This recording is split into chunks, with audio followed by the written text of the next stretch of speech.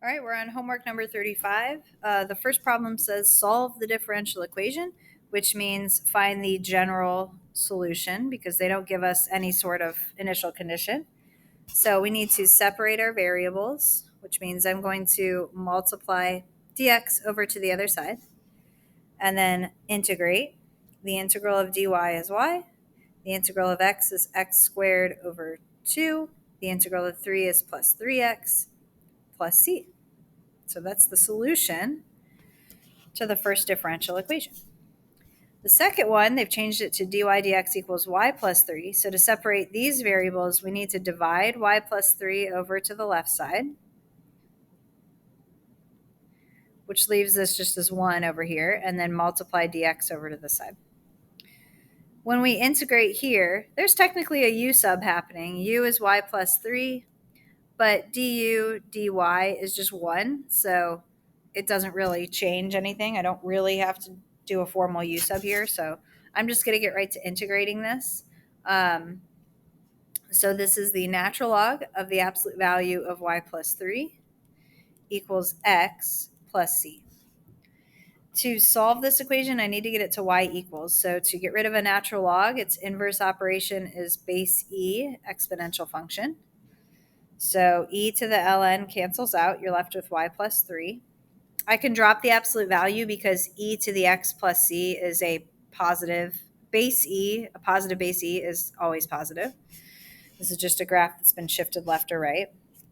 Remember when we write e to the x plus c, we change that to c times e to the x because this is the same as e to the x times e to the c, and e to the c can be any constant, so we write that as c. And then finally subtract 3, so c e to the x minus 3. All right, number 9, same instructions.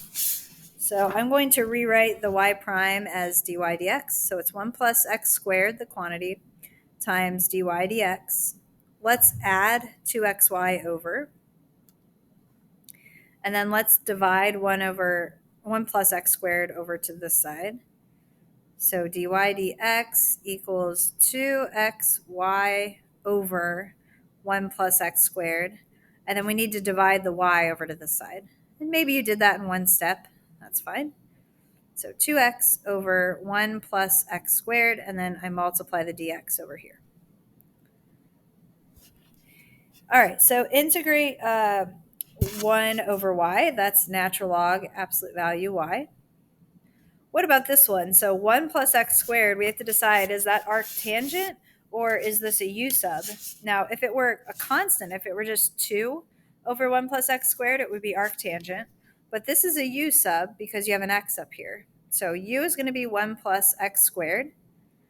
Du dx is going to be 2x. Du divided by 2x will be dx.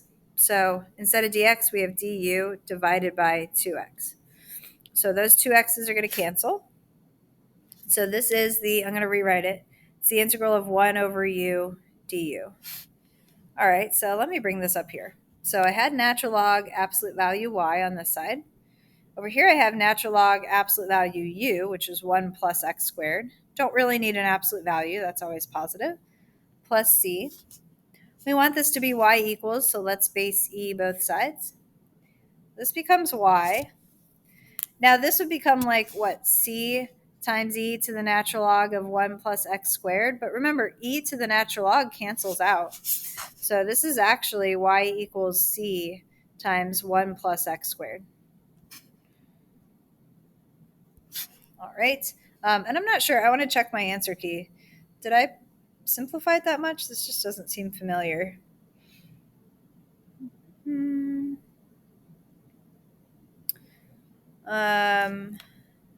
Where did this go?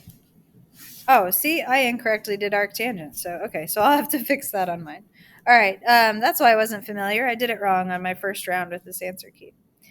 Okay, let's take a look at number 11. Write and solve the differential equation that models the verbal statement.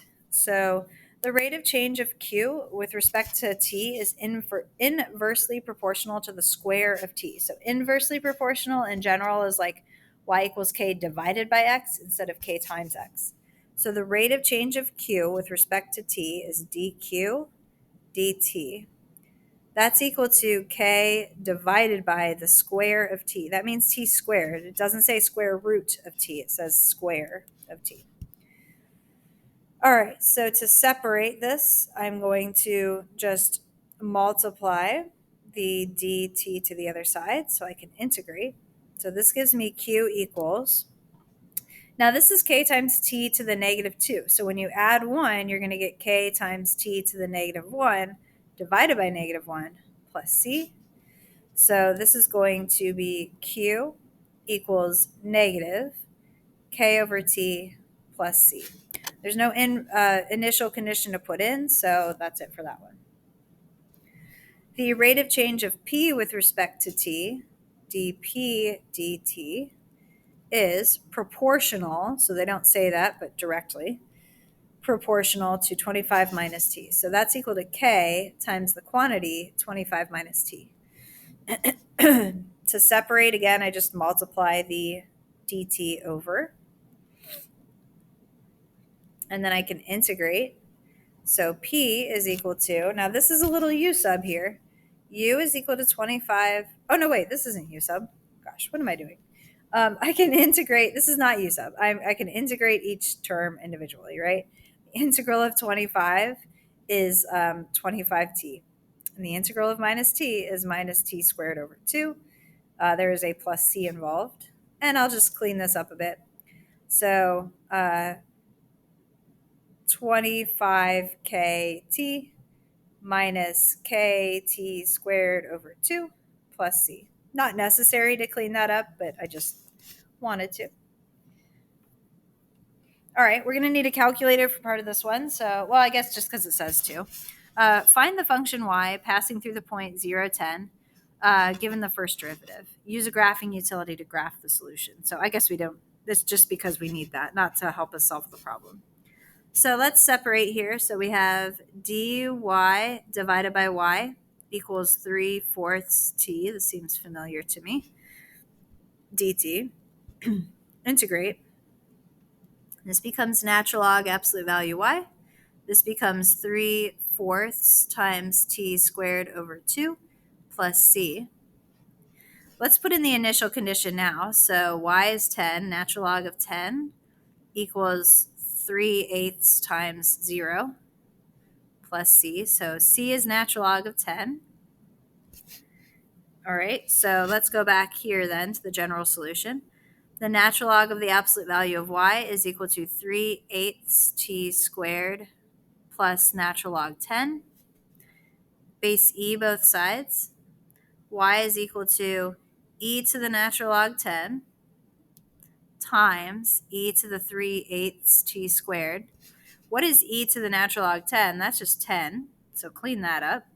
So now it's 10 times e to the 3/8 t squared. Told me to graph this in my calculator here.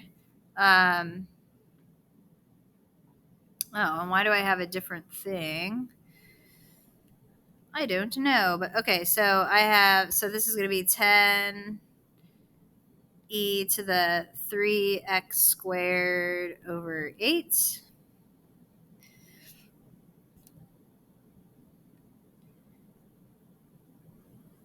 What's happening?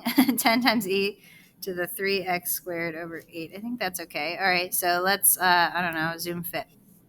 Whoa, this thing is crazy. Yeah, so it looks like this. That's kind of a crazy solution. I'm going to copy this and paste it. I clearly had some sort of mistake on that answer key as well. Unless I messed up right here, but I think, oh, I did mess up. There's no T in there. Gosh, I'm making life much harder for myself. Okay, let's erase all of this. There's no T there. Okay. Well, gosh, that made the problem a lot easier. ln y equals 3/4 t plus c. Try this again. ln 10 equals 3/4 times 0 plus c. ln y equals 3/4 t plus ln 10. base e, y is equal to e ln 10 is still 10, e to the 3/4 t. That's why my graph looks like this. Ignore this thing. Okay. This doesn't require any calculus. Find the exponential function y equals c e to the kt that passes through the two given points. So plug these points in. 1/2 is equal to c e to the 0. So I know c is 1/2. Now plug in 5, 5. 5 is equal to what I now know is 1/2 times e to the 5k. 5 went in for t. So let's get that 1/2 out of there by multiplying by 2. Natural log both sides. And divide by 5. Oh, this should be k, not x.